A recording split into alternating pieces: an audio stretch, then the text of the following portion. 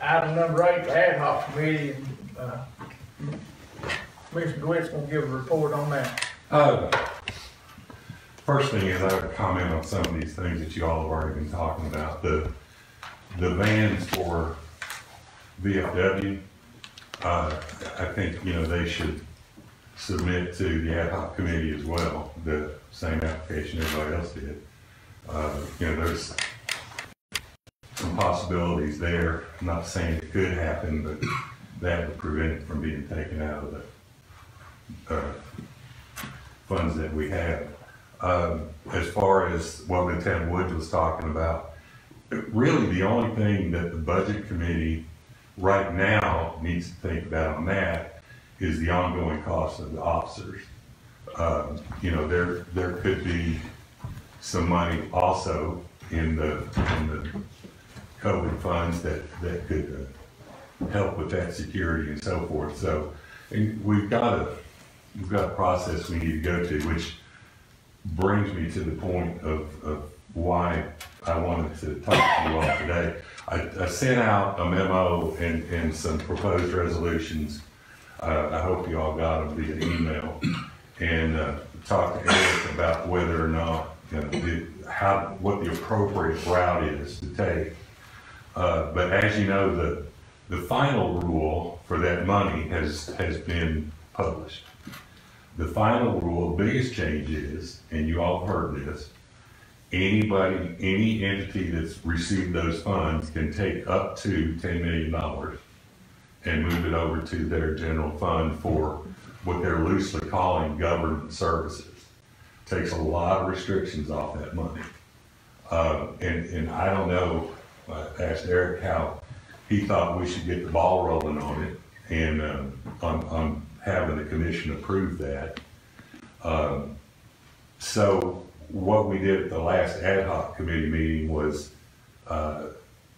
we had a consensus that the ad hoc committee is recommending that we take that $10 million and move it to the appropriate fund. Now, Eric knows a whole lot more about timing on that and so forth, but as I see it, that's probably an appropriate way to go about it, is have the ad hoc committee recommend it to the budget committee discuss it, and recommend it to the entire commission.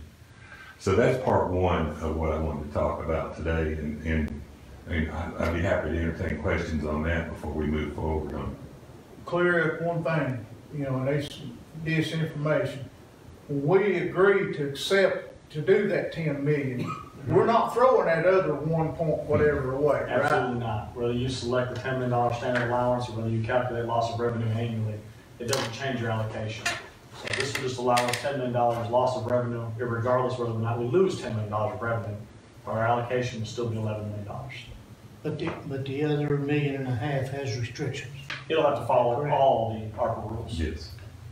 And in reality, that makes the job of the ad hoc committee a lot easier, because that $11 million in total is a whole lot of money to try and, to make fit those regulations. And the other 1 point whatever it is, there are nonprofits that have suffered losses due to COVID that would fit. There are some water things that would fit. There are some other things that would fit, but we have a hard time making things fit and getting approved anything through the federal government beyond that. So now that they've given us the opportunity to move that $10 million, the ad hoc committee unanimously recommended that we recommend to you all to discuss it and move it over into the general fund, and Eric would have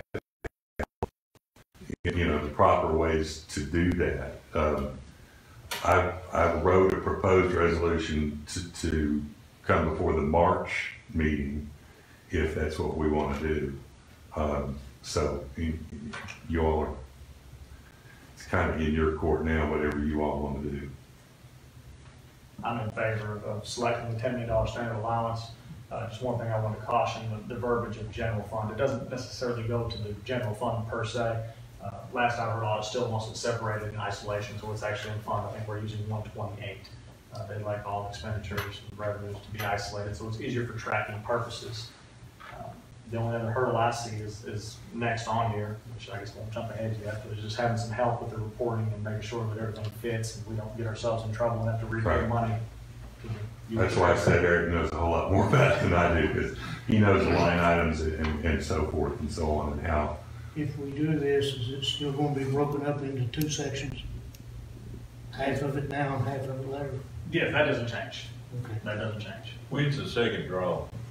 They say as early as May or June, but we didn't take our original one until August, so I don't know if our original draw will delay our second draw or not. But possibly quite soon. Does the time frame continue like it was? As far as the deadlines to spend it, Yes. yes, it's still December 31st of 2024 to have it obligated and 26 to have it spent. Which honestly, I wouldn't be surprised if they extend that, because I think when everybody starts going to purchase, we're going to run into some log jams, because everybody across the country is going to be doing the same type of expenditures. So nothing's official on that, but it wouldn't surprise me if there's an extension. The ad hoc committee has gathered a lot of information, and this is what I think needs to happen. Is before we spend any more money, we need to look at each and every application that does qualify. And, you know, if we're not careful, what'll happen is we'll spend $1 million here and $1 million there, and then the next thing you know, we've not got a lot left, and then a worthy project comes up, then we'll be saying, I wish we had the money. Well, and on the same token, there's a lot of internal projects that need to be looked at. A lot of things that, you know, Sarah would have, is probably learned from the Public Buildings Committee, things that we've had to put off that maybe we don't have to put off anymore. Courthouse security. There's one of them right away. You know, Leaking roof, aging HVAC units. I mean, these are things that we need to vet out and see if things already on our plate can be satisfied with this money. I know they're not new and shiny, but it's things that are bearing down on us anyway. This time frame goes to 2024, right? To have it obligated. To obligate it. Okay. Is there a time frame when it's cut off where you can't turn anything else in? That's going to be 24. I mean, we would have to obligate it by then, so that means that we couldn't turn. Yeah, but I was wondering if there was anything prior to that. No. As far as I'm understanding, December 31st is the magic day to have your projects picked and all your money spent in theory. December 31st, 2024. Okay. So after that date, whatever you got in that date, you have 2 years to get rid of it. Yes. Exactly. And it's likely that, you know, we would obligate it and disperse it before then. But there's a lot, you know, this ad hoc committee is it's like herding cats, guys. It's, you know, there's so many moving parts to it that it's just tough to kind of get down to brass tacks, especially since we just got the final ruling in January. I mean, we've been kind of operating under some regulations that we thought might be there, and we thought they might loosen it up. Well, this is kind of a way to loosen it up. But now we're looking at two separate pots of money if we decide to do this. That 10 million that's in that line item that Eric's talking about that can be used for any type of government services basically, but it still has to go through the process. And the other 1 point whatever it is that has to fit the original rules and regulations. And it's been tough, honestly, to get the organizations that want to apply for that money to understand that the only real sure thing is if it's going to cover that they lost and they're non-profit. Fine example, Price Public, they couldn't have their soul food dinner. They lost revenue from that, and they can say, here's what we've lost. Well, you know, that should kind of be, and I'm not picking favorites, I'm just giving you an example. I can't pick favorites. I would love to give everybody that's appeared before that ad hoc committee every dollar that they've asked for, because it's all worthy stuff. But, you know, those kind of things are going to go in that $1 million side, and then things like, well, we've already technically committed money for turnout gear for the fire departments. See, that would have to come out of that $10 million. But I don't know how much farther you want to discuss that today, Rick, or what you want to do. I guess another thing that we need to talk about is the 2 million that was asked. Yeah, that's a separate thing that I want to talk about. But we need to make some sort of decision to move forward or not move forward with moving that $10 million. And you're Taking that $10 million revenue loss. You're gonna have a resolution in March for that. I wrote one and attached it to the memo I sent out. You know, unless there are changes to it, that's the one I would intend to submit. But I didn't, you know, I try to have the ad hoc committee meetings in the month early enough where if there's a resolution that has to go in that month, I've got a couple of days at least to do it. See, the deadline's already passed for this month. So I didn't feel like it was appropriate to go ahead and put that out there without you all saying, yeah, that's what we want to do. Mr. Chairman, I think if you're willing to put that resolution before us so that then the budget committee can hear it next month, I'd certainly support it. With anything that, you know, with all that I've read, and which has not been a lot, because it's like a 400-page document with all the rules, and so I have looked over the condensed version. Right. I believe having that 10 million split out from the 1.1 or 1.2 or whatever it is, to me that it's the most logical way to approach it. So if you'll make that's something I would like to. I'm more or less bringing it before you this month so that we can vote on it next month, so we can move forward. If I wait to the budget committee next month for you all to approve that, then we're into April as far as putting it in front of the full commission. The resolution to do the 10 million, you know, with the standard allowance. I mean, that resolution's still gonna have to be brought before the full commission in March. Right, yeah. That's what I'm saying. So, yeah, so whether we do it now or we do it at the budget committee in March, it still has to come before the commission in March, right? Well, the budget committee meeting in March is after the deadline to get resolutions. Now I'm getting, okay, now I'm clear. Thank you. Okay. So, you know, I guess what I'm asking is, and again, I've talked to Eric about the appropriate way to do this. We need to get that recommendation in front of you all, and you all more or less say, you have our blessing to put it in front of the whole commission. Me, it's a no-brainer. Yeah, it's gotta go. I mean, you guys, you know. Yeah. Well, the only other way to do it is take the loss, calculate the losses every year, and hope it comes up to $10 million, and put Eric through a bunch of work for all of those years that we would have to calculate that loss. And we've tentatively done that. I mean, we've done it for year one, and we can do it for the next 3 years. But what I can't do is guarantee what the results will be. You know, although they were favorable this year, they may not be next year. This is guaranteed. I think it'll be money lost in the long run. It could be less than 10 million. It could be Best more. case scenario would be 1 million more. Right. I'm pretty sure we can find $1 million worth of allowable expenditures. Yeah. You know, I think that it just makes sense to move it now, take it, and know that's what we've got to work with, because otherwise we're still struggling to figure out what fits where. Mr. Chairman, I move to allocation money. Second. Motion by Commissioner Roach, second by Commissioner Dixon. Is there any other discussion about the 10 million allowance? If not, I guess we need to do a roll call vote. Mr. Jesse? Yes. Mr. Edens? Yes. Mr. Thacker? Yes. Mr. Brewer? Yes. Mr. Roach, yes. Mr. Gibson? Yes.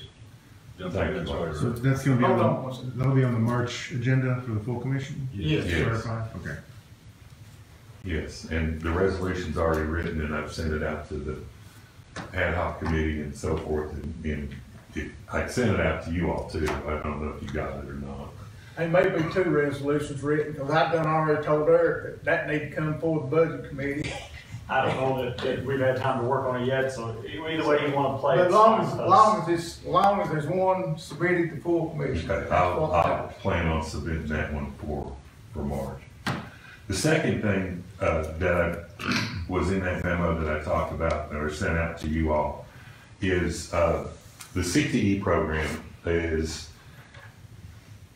well, first of all, is very important to this county. I mean, to have a trained workforce to bring in industries, to show them that we're supporting them, to grow the economy. There's so many different positives to that. And Dr. Brandon Williams is with us today. He can probably answer more questions than I could, but the premise of this is that they went before the Board of Education recently, and the Board of Education pledged $2 million of their funds as potential matching money for other grants. It's gonna be a multi-million-dollar project to build this facility at Phipps Bend. So the Board of Education basically allocated $2 million, and Dr. Williams has come before the COVID ad hoc committees a couple of times, and we really couldn't find a way to make it fit with the original regulations that were there. But now that we've got $10 million moved over used for government purposes, the other thing that the ad hoc committee unanimously approved was to allocate $2 million of that money as, but you might call it seed money, you might call it, just an investment in the CTE project, the new CTE facility at Phipps Bend. We all felt like it was very important. We all felt like it's just something this county has to do to look forward into the future as far as, having a workforce that's trained, as I said. And I don't mean to keep beating a dead horse, but this is something that, we firmly believed in. I firmly believed in. I know several other commissioners have voiced to other entities that they're in favor of it. And, Sunshine Law prohibits me to talk about it with any other commissioner, but, I've heard it, that there are other commissioners that are supportive of it. So that's the basis of what I wanted to say. And Brandon's got some drawings and things like that if you want to see this proposed facility and have some information in front of you. But I feel like it's important for the commission to set aside $2 million along with the $2 million that the Board of Education is going to set aside to be attractive money for other grants and things that are out there to help fund the CTE building. What is the estimated cost of this? Come on up, Brandon. The rough estimate would be about 9.5 for the building. There'd be some additional expense for site development. Hopefully under 13 would be. Okay, where's this other money going to come from? Well, we're working with Representative Hicks and soon to be Representative Campbell for Hawkins County. They are going to work toward getting that worked into the governor's budget for 2022. There's not only the governor's budget, but the governor has generally said that there's going to be more money available in this coming year for CTE programs and things like that. So we're hoping the rest of it, the majority of the rest of it comes from the state. There's $500 million coming to CTE over the next 4 years from the governor's budget. And similar to the ad hoc committee, we don't know the final ruling on how that's going to be allowed to be used, but we're hoping to be able to tap some of that funding. We're hoping to be able to get a direct budget request through the budget committee at the state level as well. We're going to unveil these drawings. I'll show them to you in a second. We're going to unveil these drawings to the business and industry community at the chamber breakfast on the 24th, the day after tomorrow. you all are welcome to attend that if you like. And we're gonna ask local business and industry to invest in this project as well, because it is directly gonna benefit them.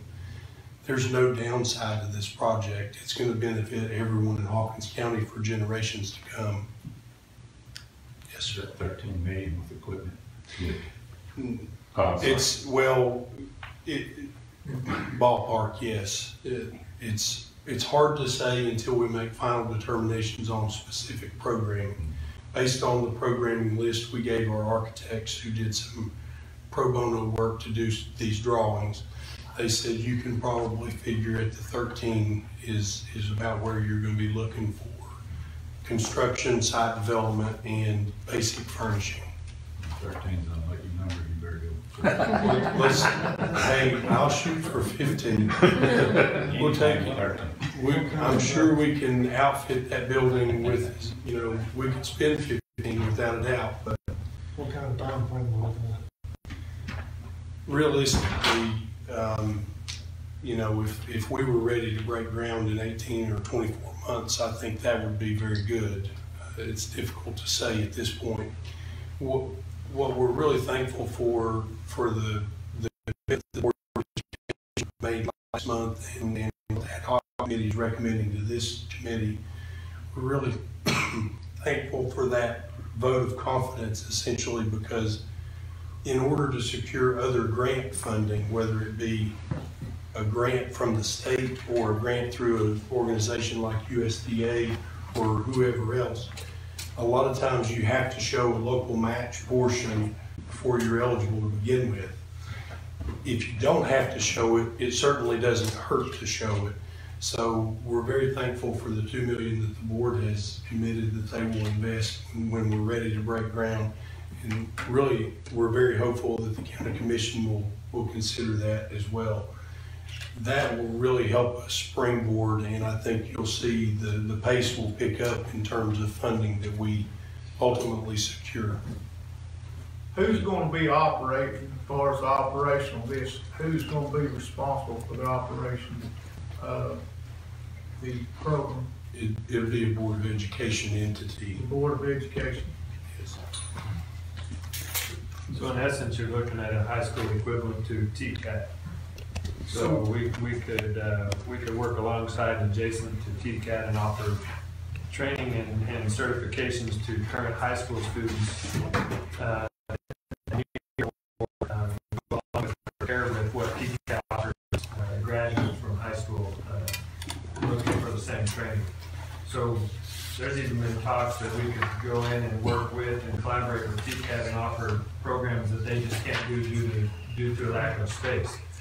We could start introductory type courses and make it offer advanced courses, those types of things. So we're thinking that it's not just a high school geared project, it's truly a community project. The building could be used for other entities outside of the school day. Full education could use the facilities in the evenings. We could look at training offerings to industries to use our facilities if this were to be built in the evenings. So let's say they need a group that need specific safety training. They could come in and use our facility. We could provide training. We could simply provide a facility. They could do the training, and then it benefits directly the industry down there in Phipps Bend or in the community. So there's all kinds of things that we've talked about and fleshing this idea out. Do you have an estimate on what the reoccurring cost is gonna be once that's in operation? It'll be similar to what we have at both high schools now, and that's year-to-year materials, welding rod, metal, steel, dispensable goods. If you're talking about a graphics program, you'd be talking about paper, you'd be talking about film, you'd be talking about technology. But once the facility is there, we're going to utilize the funding that goes to our students to provide the staffing and the program itself. I know maybe I should have already asked a lot of these questions, but is this facility gonna be more for adults than it is for the school It's primarily aimed at our students that are going to be in high school, but again, if we have a facility like that, it would be short-sighted of us not to extend that use toward other entities. Are you gonna have like night classes? That's something we've talked about as well, and that's an extension of the school day, something that we have a hard time doing with current facilities. We're very limited, and the reason high school works with having CTE at the 2 high school campuses is because you can do period assignments, and you can get smaller groups in there. With a facility like that, you could extend into the evening hours, and you could get adults that are coming off of work or that type of thing in for additional training or certifications if you have a facility. You might also add that the Industrial Development Board has okayed the use of that land. They're going to donate that land for the building. So that saves a lot right there. And Rick, you know it as well as everybody. College diplomas aren't worth what they used to. You know, everybody, I've got a friend who's a doctor who he wants his son to be a doctor, and his son said, no, I'm gonna be an electrician, and it freaked him out. But he's probably gonna make more than a doctor would and not have nearly the stress. So, you know, this is the way that society is moving. Yeah, I have a brother, the pipe fitter, went through the DVA school up there at Northeast State when it started, and he made more than my wife and I both put together. Well, when my dad was involved with starting up what's now back to Dodge, it was ABB, Reliance Electric, et cetera. But when they started, there was a trade school set up that you know, gave their employees some initial training. They couldn't have started that without some program like that. We're looking at facilities that, you know, there's land out there to build manufacturing facilities that if you have a trained workforce, it'll make it way more attractive. Matt, I'd like to ask you a question. Are you through? Yes. As far as the program that you currently have, will you be losing part of those? No. And if not, will you have the students that going to fill both areas? Yeah, to answer the first question, we would not be losing or closing down any particular program. The only time we close a program in CT is if we can't maintain enrollment or if there's not a driving force for providing that type of. So what we would look at is offering courses or certifications or experiences at the CT facility that we currently can't offer both sets of students or 3 sets of students between Clinch, Cherokee, and Volunteer. Therefore, we're offering them in a centralized location, and that makes them available to any students Will within you the provide county. transportation from Clinch then? We would. Now, will these classes do like in the afternoon, or is it after school? They'd be during the school day, like our current CT program, and possibly after school. Back to your first question, we are looking at extending that school day into the evening hours if needed. There are so many uses of that building that it's going. I would envision it being used every evening by somebody, whether it's their students or some of the existing facilities there. TCAT, you know, they need some room.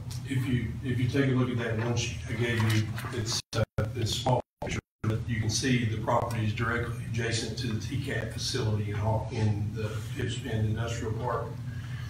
TCAT is in the same boat we are with our CTE facilities. They're out of space. This project, I've heard a lot of people talk about this over the years, but what really got the ball rolling on this project was a conversation we had with ABB and with TCAT to see if there was any way we could get a machine tool program reestablished at the TCAT facility. And the answer was simply no, we don't have room for it. And that brought up a conversation of, is there any way the school system can do it? Well, we don't have room for it either. We're working everything we can to make room for one at Cherokee, and we're about to open that as of next year. But that got us thinking about all of this. If we're across the street from TCAT and we have a program like a machine tool lab that's sitting there, and at 3 o'clock high school students go home, we're going to say, hey, TCAT, here are the keys, send an instructor across the street and teach some adults, you know. have ABB send their employees down here and get some retraining, some certifications, advance where they are today to where they want them to be. Just like Commissioner DeWitt said, I really envision that this facility, I'm not gonna say it's gonna be in use around the clock, but it's gonna be in use a whole lot, if we do it right, and we absolutely intend to. This will give you the very broad strokes. I didn't make any kind of formal presentation. If you're available to come to the chamber breakfast on Thursday, I encourage you to do that. We will be given a formal presentation where we outline specifically all of the benefit that we see, not just for our students, but for the whole community.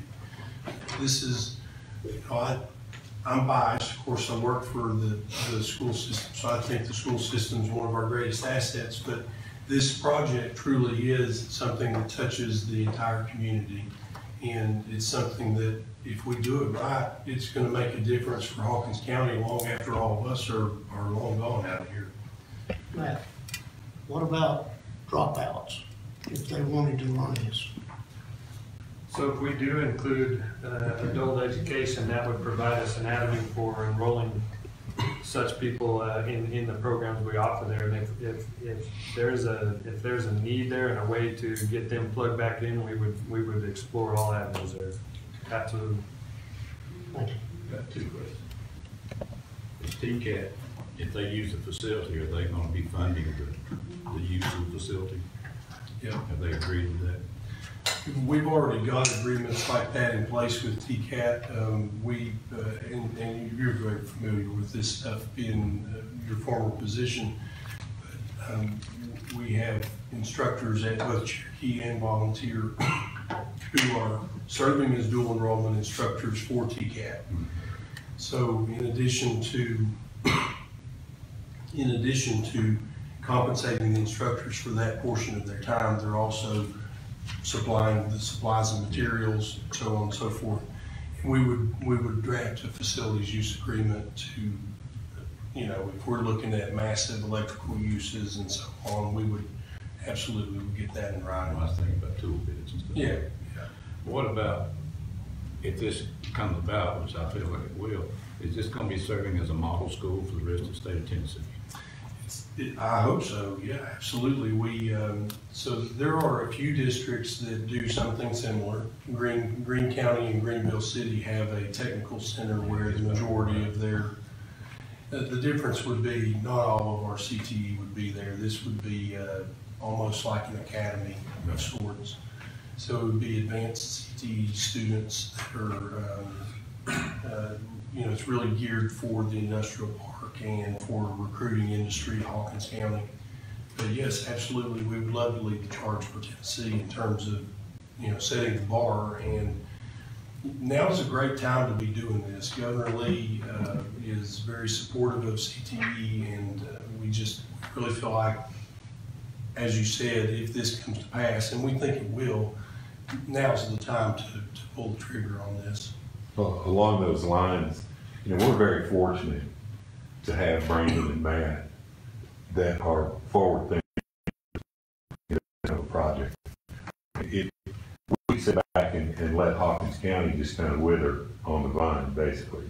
But they've got, you know, they've got already statewide recognition for things that they're doing, and we're just fortunate to have them, and their ideas are well worth taking a look at. Is there any other questions on? I'd like to make this one more statement, of course, as a former CTE instructor and administrator, just like Bob over here, he was also. I don't think this should come at a better time, because with the money that's coming in, you all put in $2 million, if we put in $2 million, and at that legislative breakfast, Gary was talking about all this money that is coming from the state, and I think he's gonna be the biggest ally we've got on getting that money. So I know I'm all in favor of this.